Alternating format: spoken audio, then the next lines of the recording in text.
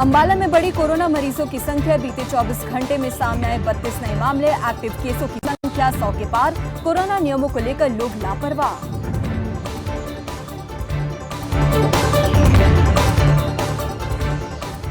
हरियाणा में बढ़ते कोरोना के चलते नए दिशा निर्देश जारी। दुकानें खोलने का समय शाम 5 बजे तक किया। नियम तोड़ने वालों के खिलाफ होगी सख्त कार्रवाई। स्कूल, कॉलेज, जिम पूरी तरह से रहेंगे बंद। सरकार ने एकाएक जनवरी के दूसरी डेट को ही इन्होंने सरकार जो बाजार बंद करने के हरियाणा के अंदर 5 जिलों के अंदर इन्होंने आदेश जारी करे हैं। तो ये चौंकाने वाला भी है, लेकिन एक तरीके से कि यह है कि भी प्रिकॉशन लेने का भी तरीका है। लेकिन अगर दूसरे और तीसरे तरीके से इसको देखा जाए तो हम ऐसा सोचते हैं कि इस वक्त हम लगभग हिंदुस्तान के अंदर झज्जर जिले में बढ़ने लगा कोरोना संक्रमण। 1 जनवरी को मिले 7 कोरोना संक्रमित। रोजाना करीब 1500 लोगों के लिए जा रहे सैंपल। वैक्सीन लगवाने के लिए उमड़ रहे लोग। हम लोगों ने कम से कम 1 महीना हो गया दौड़ते दौड़ते। कभी बता रहे सिविल में लगवाओ, कभी बता रहे कहीं और लगवाओ, कहीं लगवाओ। ऑनलाइन कर रहे हैं, हो ही नहीं रहा है। जो हमारे साथ में लगवाए थे उनका नाम आ रहा है, हमारा आ ही नहीं रहा है। यमुनानगर में गेस्ट टीचर बना शोले फिल्म का वीरो। पानी की टंकी पर चढ़ा अध्यापक। गेस्ट टीचरों की मांग हो पूरी। अध्यापक राजकुमार पहले भी कर चुका है अनशन।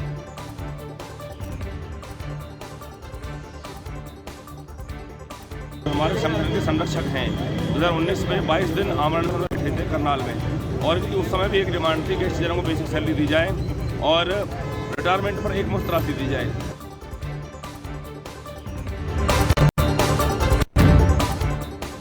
गुरुग्राम में पुलिस के हाथ लगी बड़ी सफलता। हत्या मामले में एक आरोपी गिरफ्तार। अक्टूबर में हुई थी ड्राइवर की हत्या। लूट का इरादा था, हत्या का नहीं।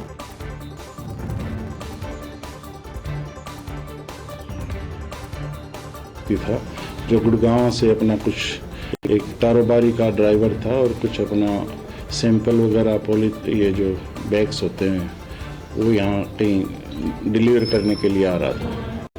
तो रास्ते में झज्जर रोड पे वो लघु शंका के लिए रुका था। तो वहाँ कुछ बदमाशों ने उसकी कार को छीनने के लिए प्रयास किया। जब उसने चाबी नहीं दी तो उसको गोली मार के और हमारे यहाँ जो सिमली गांव है इसके पास वो सड़क पे बॉडी डाली। शिरोमणि अकाली दल के संरक्षक सरदार प्रकाश सिंह बादल सचखंड श्री हरमिंदर साहिब पहुंचे। प्रकाश सिंह बादल ने की सुख शांति की कामना। सरदार प्रकाश सिंह बादल के साथ समर्थक रहे मौजूद।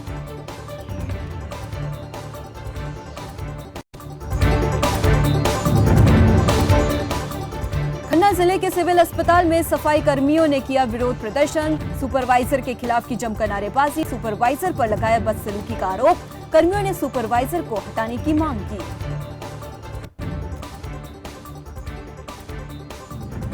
सुपरवाइजर कुलविंदर सिंह है वो साडे नहीं धक्काशाही करता जी ते साडे ते गंदे गलत इल्जाम लांदी है। सरबजीत कौर, गरमीत कौर ते सुपरवाइजर कुलविंदर सिंह ये साडे ते गलत इल्जाम लांदे है जी। ਅਸੀਂ दिन रात मेहनत करते हैं ਤਾਂ ਵੀ ਸਾਨੂੰ ਟੌਰਚਰਬਾਜ਼ੀ ਕਰਿਆ ਜਾ ਰਿਹਾ। ਅਸੀਂ ਕਿਹਾ ਵੀ ਜਿਹੜੀ ਗਲਤੀ ਹੁੰਦੀਆਂ ਨੇ ਉਹ ਤੇ ਕੋਈ ਨਹੀਂ ਕਹਿੰਦਾ ਉਹਨਾਂ ਨੂੰ, ਨਾ ਸਰਬਜੀਤ ਨੂੰ ਕਹਿੰਦਾ ਨਾ ਉਹਨੂੰ ਕਹਿੰਦੇ ਗਰਮੀਤ ਕੌਰ। नए साल पर बीजेपी को लगा झटका। कंवर प्रदीप और पृथ्वीराज ठाकुर ने बीजेपी का दामन छोड़ कांग्रेस का दामन थामा। कांग्रेस के पूर्व वरिष्ठ नेता गंगूराम मुसाफिर की अध्यक्षता में कांग्रेस में हुए शामिल। भाजपा की जो गलत नीतियां हैं उनके कारण आज भाजपा के लोग कांग्रेस का दामन थाम रहे हैं और महंगाई, बेरोजगारी, भ्रष्टाचार से लोग तंग आ चुके हैं और 65,000 करोड़ का कर्जा है और विकास जो है वो धरातल पर नजर नहीं आ रहा है। तो इन सारी बातों को ध्यान में रखते हुए आज भाजपा के लोग इससे पहले भी सैकड़ों की तादाद में बच्चों के वैक्सीनेशन अभियान के लिए स्वास्थ्य विभाग ने कसी कमर। 15 से 18 साल के बच्चों को लगेगी कोरोना वैक्सीन। 3 जनवरी से शुरू होगा वैक्सीनेशन अभियान। 1 जनवरी 2004 से लेकर 31 दिसंबर 2007 तक पैदा हुआ है, उन सभी को जो है वैक्सीन जो है लगेगी। और ये वैक्सीन जो है बच्चों को स्कूल्स में ही, चाहे वो गवर्नमेंट स्कूल है चाहे वो प्राइवेट स्कूल है, वहीं पे लगेंगी। और मैं सभी से अपील करना चाहूँगा कि अगर जो हम बच्चे जो हैं ऑनलाइन अपनी रजिस्ट्रेशन कर सकते हैं वो ऑनलाइन रजिस्ट्रेशन करें, और जो नहीं कर सकते हैं वो स्कूल्स में आए, रजिस्ट्रेशन करवाएं। जिला कुल्लू में एनपीएस कर्मचारियों की गेट मीटिंग, विनोद डोगरा की अध्यक्षता में हुई बैठक। कर्मचारियों के बीच नई पेंशन के नुकसान और पुरानी पेंशन के फायदे को लेकर हुई चर्चा। ये मीटिंग जिला के हर एक स्कूल में, हर एक सरकारी कार्यालय में जहाँ पर भी एनपीएस का कर्मचारी बैठता है वहाँ ये मीटिंग हो रही है। और इसका उद्देश्य मात्र एक यही है कि अभी जो कुछ दिन पहले आपको याद होगा शीतकालीन सत्र में जो एक महारैली धर्मशाला में हुई थी, वहाँ मुख्यमंत्री जी से जब हमारी वार्ता हुई हमारे संघ की, तो उन्होंने हमें एक नोटिफिकेशन करके पुरानी पेंशन बहाली के लिए एक कमेटी बनाने, एक गठन के लिए एक नोटिफिकेशन की थी। लेकिन कुछ समय बीतने के बाद भी अभी तक उसमें कोई स्टेप नहीं। औली के गौरसो बुग्याल में बर्फ में दबे मिले 2 शव, जिससे जोशीमठ इलाके में सनसनी फैल गई। मौके पर पहुंचकर एसडीआरएफ की टीम ने किया शवों का रेस्क्यू।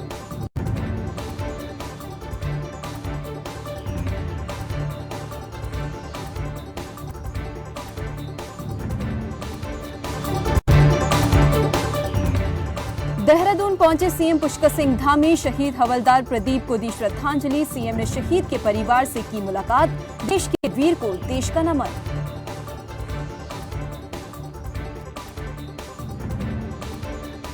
बड़ा हम लोगों को सबको बड़ा दुख है।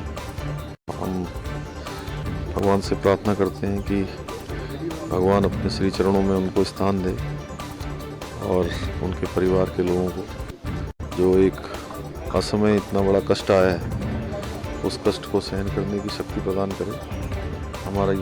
हम सभी शहीद के प्रति उनको नमन करते हुए उनके सब परिवार के लोगों के साथ हैं।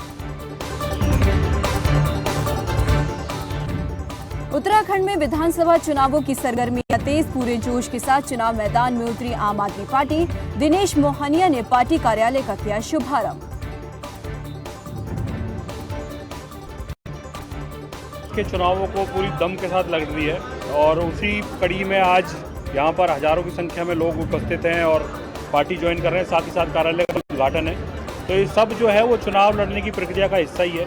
और लेकिन जिस तरीके से लोगों में उत्साह और उमंग अभी दिख रहा है, वो दिखाता है कि अब आम आदमी पार्टी लोगों की एक उम्मीद के रूप में इस प्रदेश की राजनीति में जन्म ले चुकी है। अभी तक विकल्प ना होने की वजह से लोग भारतीय जनता पार्टी और कांग्रेस को वोट कर रहे थे, लेकिन अब आम आदमी पार्टी एक विकल्प के रूप में इस जनता के बीच में।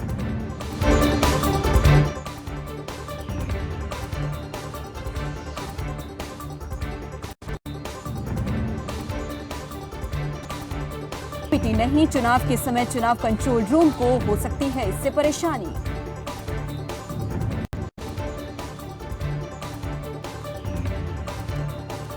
सर शेडो एरिया आरओज ने बताया, और उसको जब हम लोगों ने पुलिस से क्रॉस कंफर्मेशन करवाया था, 55-56 के आसपास का नंबर आ रहा है, तो हमने इसी टेलीकम्युनिकेशन कंपनी से मीटिंग करके इन जगहों पे नेटवर्क कनेक्टिविटी की पॉसिबिलिटीज़ पे भी विचार किया, और हम ये कोशिश कर रहे हैं कि शेडो एरिया कम से कम।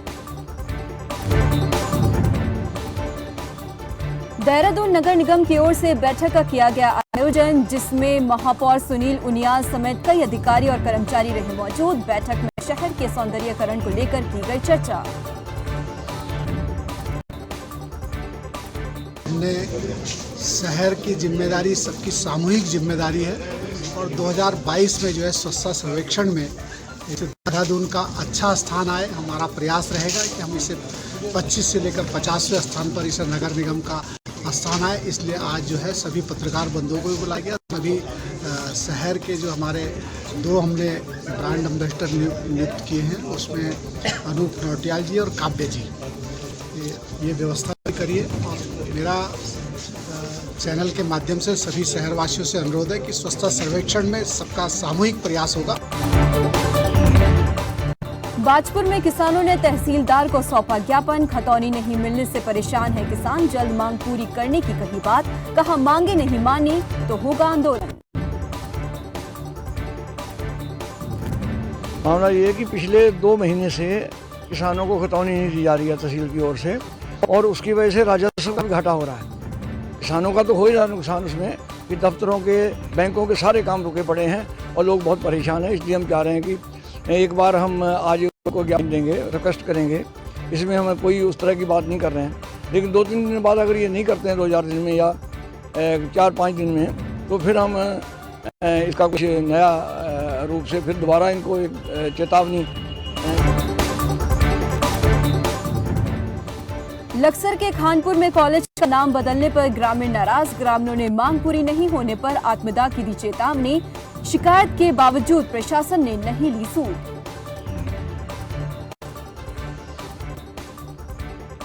देखिए माननीय बात ये है, हमारा रानी धर्मपुर राजकीय कन्या महाविद्यालय का नाम परिवर्तन किया है विधायक ने अपने जाति के नाम से।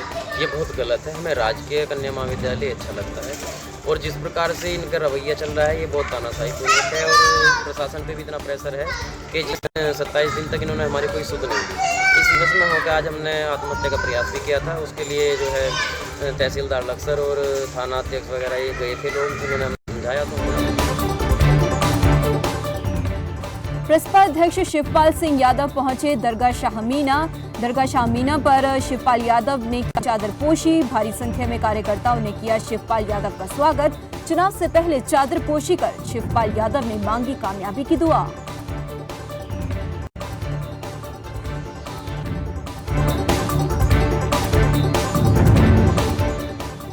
उत्तर प्रदेश विधानसभा चुनाव से पहले बीजेपी मतदाताओं को लुभाने की पुरजोर कोशिश में जुटी। बाराबंकी में जन विश्वास यात्रा लेकर पहुंचे स्वतंत्र देव सिंह। बीजेपी की जन विश्वास यात्रा से विपक्षी दलों में बड़ी बेचैनी।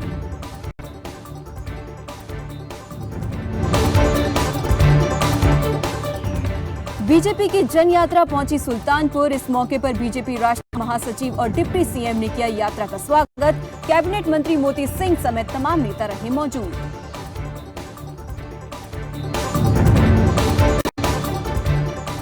कोरोना के बढ़ते मामलों के चलते जेल में कैदियों से मुलाकात पर लगी रोक। बढ़ते कोरोना के मामलों के चलते गाइडलाइंस की जारी। जेल सुप्रिंटेंडेंट ने दी जानकारी।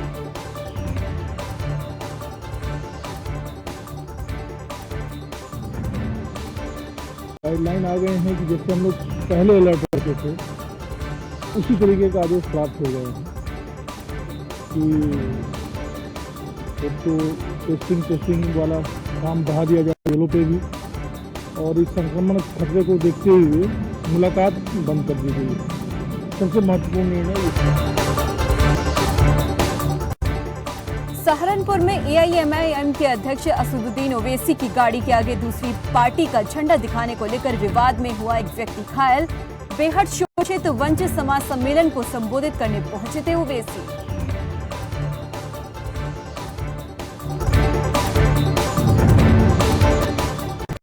बाराबंकी में महिला जज समेत 4 मिले कोरोना पॉजिटिव। कोरोना वायरस से संक्रमितों की संख्या पहुंची 13। कोरोना वायरस के बढ़ते संक्रमण को लेकर सरकारें भी गंभीर।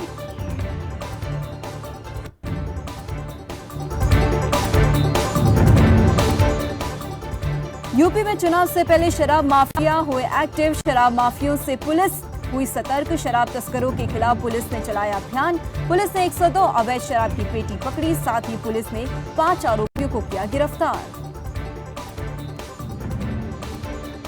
थाना गंगोह पुलिस ने आज एक अंतर्राज्यीय शराब तस्करों की गिरफ्तारी की है, जिसमें 5 तस्कर गिरफ्तार किए गए हैं, जो स्कॉर्पियो गाड़ी में हरियाणा प्रांत से बनी हुई शराब, माल्टा, देसी शराब लेकर यहाँ उत्तर प्रदेश में बिक्री के लिए आ रहे थे।